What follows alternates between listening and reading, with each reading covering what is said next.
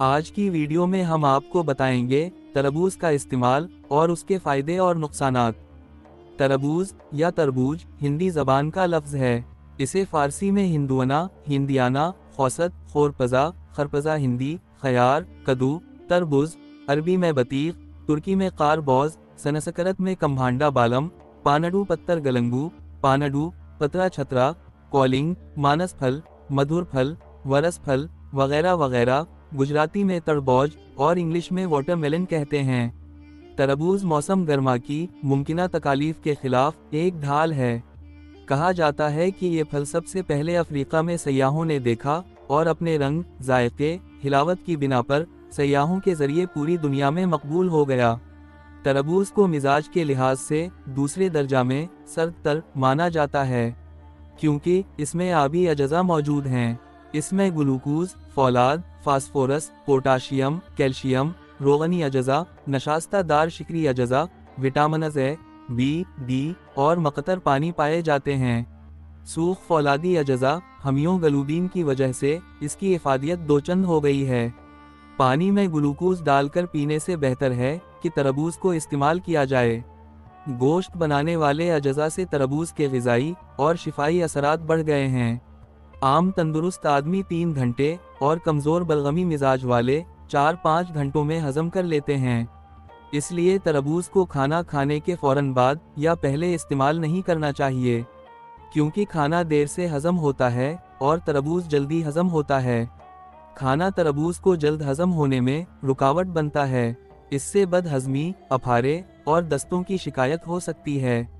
اس لیے کھانا کھانے کے 2-3 گھنٹے بعد اسے کھانا چاہیے۔ تربوز میں مندرجہ ذیل فوائد پائے جاتے ہیں۔ تربوز کے متعلق یہ وہم پایا جاتا ہے کہ اسے زیادہ کھانے سے ہیضہ ہو جاتا ہے یا تربوز کے بعد پانی پینے سے نقصان ہوتا ہے۔ یہ مفروضہ غلط ہے۔ تربوز کے اندر 93% پانی ہوتا ہے، اس لیے مزید پانی سے کسی رد عمل کا خطرہ نہیں ہے۔ تربوز قبضہ کشا ہے اور اس کا سب سے بڑا فائدہ یہ ہے کہ دل کو طاقت دیتا ہے کہ تربوز کے اندر موجود گلوکوز خلیات میں تیزی سے جذب ہو کر کمزوری، درد اثر اور گھبراہٹ کی علامت کو ختم کر دیتا ہے، جبکہ اس کا پانی دوران خون میں شامل ہو کر رگوں میں گردش کرتا ہوا گردوں میں پہنچتا ہے، جہاں خون کی صفائی ہوتی ہے اور پانی کی زائد مقدار پیشاب کے راستے جسم سے خارج ہو جاتی ہے۔